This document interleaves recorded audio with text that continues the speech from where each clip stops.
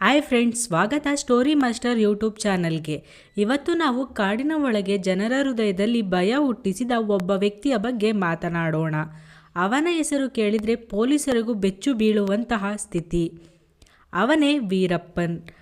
ಬಹಳ ಜನರಿಗೆ ವೀರಪ್ಪನೆಂದರೆ ಕೇವಲ ಚಂದನ ಕಳ್ಳ ಸಾಗಣೆಗಾರ ಅಂತ ಗೊತ್ತು. ಆದರೆ ಅವನ ಸಂಪೂರ್ಣ ಕತೆ ಕೇಳಿದರೆ ಶಾಕ್ ಆಗ್ತೀರಾ. ಅವನು ಕೇವಲ ಚಂದನ ಕಳ್ಳ ಸಾಗಣೆ ಮಾತ್ರ ಮಾಡ್ತಿರ್ಲಿಲ್ಲ. ಪೊಲೀಸರ ಮೇಲೆ ದಾಳಿ, ಜನರ ಅಪಹರಣ, ಆನೆಗಳ ಬೇಟೆ, ಕೋಟ್ಯಾಂತರ ರೂಪಾಯಿ ಮೌಲ್ಯದ ಕಳ್ಳ ಸಾಗಣೆ ಏನನ್ನೂ ಬಿಟ್ಟಿರಲಿಲ್ಲ. ವೀರಪ್ಪನ್ 1952ರಲ್ಲಿ ತಮಿಳುನಾಡಿನ ಗೋಪನಪಾಳ್ಯ ಅನ್ನುವ ಚಿಕ್ಕ ಹಳ್ಳಿಯಲ್ಲಿ ಹುಟ್ಟಿದ. ಅವನ ಕುಟುಂಬ ಬಡತನದಲ್ಲಿ ಬದುಕುತ್ತಿತ್ತು. ಅವನ ತಂದೆ ಅರಣ್ಯದಲ್ಲಿ ಕೂಲಿ ಕೆಲಸ ಮಾಡ್ತಿದ್ದ ಕಾರಣ ವೀರಪ್ಪನ್ ಚಿಕ್ಕನಿಂದಲೇ ಕಾಡಿನೊಳಗೆ ಬೆಳೆದ. ಅವನು ಗನ್ ಹಿಡಿಯೋದು, ಪ್ರಾಣಿಗಳ ಹೆಜ್ಜೆ ಗುರುತಿಸೋದು ಬಹಳ ಚಿಕ್ಕ ವಯಸ್ಸಿನಲ್ಲೇ ಕಲಿತಿದ್ದ. ಅದಕ್ಕಾಗಿಯೇ ಅವನು ಕಾಡಿನ ಜೀವನದಲ್ಲಿ ಸುಲಭವಾಗಿ ಬದುಕಬಲ್ಲವನಾಗಿದ್ದ. ವೀರಪ್ಪನ್ ಕನಸು ಒಂದು ದಿನ ದೊಡ್ಡ ಅಧಿಕಾರಿಯಾಗಬೇಕು, ಅರಣ್ಯ ರಕ್ಷಕನಾಗಬೇಕು ಅನ್ನೋದಾಗಿತ್ತು. ಆದರೆ ಪರಿಸ್ಥಿತಿಯು ಅದಕ್ಕೆ ಅವಕಾಶ ನೀಡಲಿಲ್ಲ. 17ರ ವಯಸ್ಸಿನಲ್ಲಿ ವೀರಪ್ಪನ್ ತನ್ನ ಮೊದಲ ದೊಡ್ಡ ಅಪರಾಧ ಮಾಡುತ್ತಾನೆ. ಅವನು ಆನೆಗಳನ್ನು ಕೊಂದು ಅವರ ದಂತಗಳನ್ನು ಕಳ್ಳ ಸಾಗಣೆ ಮಾಡ್ತಾನೆ. ಆ ಸಮಯದಲ್ಲಿ ಬಂದ ಹಣ ಅವನನ್ನು ಸಂಪೂರ್ಣವಾಗಿ ಕ್ರೈಮ್ ಜಗತ್ತಿಗೆ ಎಳೆದಿತು. ಹಣದ ರುಚಿ ಒಮ್ಮೆ ತೊಟ್ಟ ಮೇಲೆ ಹಿಂದು ಮುಂದು ನೋಡಲಿಲ್ಲ. ನಂತರ ವೀರಪ್ಪನ್ ಸೈನ್ಯಗುಂಡು ಅನ್ನುವ ಪ್ರಸಿದ್ಧ ಚಂದನ ಕಳ್ಳ ಸಾಗಣೆಗಾರನ ಜೊತೆ ಸೇರಿ ಕೆಲಸ ಮಾಡುತ್ತಿದ್ದ. ಅವನಿಂದ ಎಲ್ಲ ಟ್ರಿಕ್ಸ್ ಕಲಿತುಕೊಂಡ. ನಿಧಾನವಾಗಿ ವೀರಪ್ಪನ್ ತನ್ನದೇ ಒಂದು ದೊಡ್ಡ ಗುಂಪನ್ನು ಕಟ್ಟಿಕೊಂಡ. ಈ ಗುಂಪಿನಲ್ಲಿ ಸುಮಾರು 50ರಿಂದ 60 ಜನರಿದ್ದರು. ಅವರು ಕರ್ನಾಟಕ, ತಮಿಳುನಾಡು, ಕೇರಳ ಗಡಿಯಲ್ಲಿರುವ ಕಾಡಿನಲ್ಲಿ ಭಯಾನಕ ಸಾಮ್ರಾಜ್ಯ ಕಟ್ಟಿದರು. ಗೆಳೆಯರೇ, ವೀರಪ್ಪನ್ ಸಾಮ್ರಾಜ್ಯ ಸಾಮಾನ್ಯ ಕಳ್ಳ ಸಾಗಣೆ ಅಲ್ಲ. ಅವನ ಗುಂಪು ಆನೆದಂತ, ಚಂದನ, ಅಪರೂಪದ ಕಾಡು ಮರಗಳನ್ನು ಕೋಟ್ಯಾಂತರ ರೂಪಾಯಿಗಳಿಗೆ ಮಾರಾಟ ಮಾಡ್ತಿದ್ರು.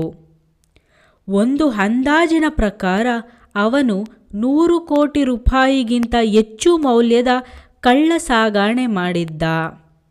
ಅವನಿಗೆ ಕಾಡಿನ ಪ್ರತಿ ದಾರಿ ಚೆನ್ನಾಗಿ ಗೊತ್ತು. ಪೊಲೀಸರು ಯಾವ ದಾರಿಯಲ್ಲಿ ಬರುತ್ತಾರೆ, ಯಾವ ಜಾಗದಲ್ಲಿ ಅಡಗಿ ಹೋಗಬಹುದು ಎಲ್ಲವೂ ಅವನಿಗೆ ಸ್ಪಷ್ಟವಾಗಿ ಗೊತ್ತಿತ್ತು. ಅದಕ್ಕಾಗಿಯೇ ಅವನನ್ನು ಹಿಡಿಯುವುದು ಪೊಲೀಸರಿಗೆ ತುಂಬ ಕಷ್ಟ. ಪೊಲೀಸರು ಬೇಟೆಗೆ ಬಂದರೆ ವೀರಪ್ಪನ್ ಗುಂಪು ಅವರನ್ನು ದಾಳಿ ಮಾಡುತ್ತಿತ್ತು. 1936ರಲ್ಲಿ ವೀರಪ್ಪನ್ ತನ್ನ ಕ್ರೈಮ್ ಜರ್ನಿಯ ಅತ್ಯಂತ ಭಯಾನಕ ಘಟನೆ ಮಾಡುತ್ತಾನೆ. ಅವನು ಒಂದೇ ದಿನದಲ್ಲಿ 22 ಮಂದಿ ಪೊಲೀಸರು ಮತ್ತು ಅರಣ್ಯ ಅಧಿಕಾರಿಗಳನ್ನು ಹತ್ಯೆ ಮಾಡುತ್ತಾನೆ. ಗುಂಡಿನ ಮಳೆ ಸುರಿದು ಅವರ ದೇಹಗಳನ್ನು ಸುಟ್ಟು ಹಾಕಿದನು. ಈ ಘಟನೆಯ ನಂತರ ರಾಜ್ಯವನ್ನೇ ಬೆಚ್ಚಿ ಬೀಳಿಸಿತು. ವೀರಪ್ಪನ್ ಹೆಸರನ್ನು ರಾಜ್ಯ ಮಟ್ಟದ ವಾಂಟೆಡ್ ಕ್ರಿಮಿನಲ್ ಪಟ್ಟಿಯಲ್ಲಿ ಸೇರಿಸಲಾಯಿತು.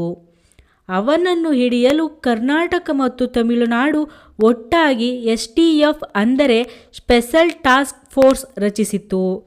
ಆದರೆ ಪ್ರತಿ ಬಾರಿ ವೀರಪ್ಪನ್ ಪೊಲೀಸರ ಕಣ್ತಪ್ಪಿಸುತ್ತಿದ್ದ. ಆಗಸ್ಟ್ 30, 2000ರಲ್ಲಿ ವೀರಪ್ಪನ್ ಕರ್ನಾಟಕದ ಜನರ ಹೃದಯದಲ್ಲಿ ಶಾಕ್ ಉಂಟು ಮಾಡಿದ. ಅವನು ಕನ್ನಡದ ಜನಪ್ರಿಯ ನಟ ಡಾಕ್ಟರ್ ರಾಜ್ಕುಮಾರ್ ಅವರನ್ನು ಅವರ ಗ್ರಾಮ ಮನೆ ಗಜ್ಜಲಹಳ್ಳಿಯಿಂದ ಅಪಹರಿಸಿದ. ರಾಜ್ಕುಮಾರನ್ನು ವೀರಪ್ಪನ್ ಅಪಹರಿಸಿದ್ದಾನೆ ಅನ್ನೋದನ್ನು ಕೇಳಿ ರಾಜ್ಯದಲ್ಲೇ ಗಲಭೆ ಉಂಟಾಯಿತು. ಜನರು ರಸ್ತೆಗಿಳಿದು ಪ್ರತಿಭಟನೆ ಮಾಡಿದರು. ಅಭಿಮಾನಿಗಳು, ಸರ್ಕಾರ, ಪೊಲೀಸರು ಎಲ್ಲರೂ ಒತ್ತಡದಲ್ಲಿ ಮುಳುಗಿದರು. 42 ದಿನಗಳ ಕಾಲ, ಹೌದು ಸಂಪೂರ್ಣ 42 ದಿನಗಳ ಕಾಲ ರಾಜ್ಕುಮಾರ್ ಕಾಡಿನೊಳಗೆ ವೀರಪ್ಪನ್ನ ಬಂಧನದಲ್ಲಿ ಇದ್ದರು. ಈ ಅವಧಿಯಲ್ಲಿ ಮಾತುಕತೆಗಳು ನಡೆಯುತ್ತಾ ಹೋಯಿತು. ಕೊನೆಗೆ ವೀರಪ್ಪನ್ ರಾಜ್ಕುಮಾರ್ ಅವರನ್ನು ಸುರಕ್ಷಿತವಾಗಿ ಬಿಡುಗಡೆ ಮಾಡಿದ. ಆದರೆ ಈ ಘಟನೆಯು ವೀರಪ್ಪನ್ಗೆ ರಾಷ್ಟ್ರಮಟ್ಟದ ಕೆಟ್ಟ ಹೆಸರು ತಂದಿತ್ತು. ಜನರ ಕೋಪ ಉಕ್ಕಿ ಹರಿಯಿತು. ವೀರಪ್ಪನನ್ನು ಹಿಡಿಯಬೇಕು ಅನ್ನೋ ಒತ್ತಡ ಸರ್ಕಾರದ ಮೇಲೆ ಹೆಚ್ಚಾಗುತ್ತಾ ಹೋಯಿತು.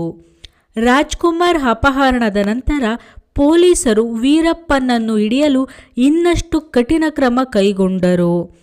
ವೀರಪ್ಪನ ಮೇಲೆ ಇಂಟೆಲಿಜೆನ್ಸ್ ಕಣ್ಣಿಟ್ಟು ಅವನ ದಾರಿಗಳನ್ನು ಸಹಚರರನ್ನು ಟ್ರ್ಯಾಕ್ ಮಾಡತೊಡಗಿದರು.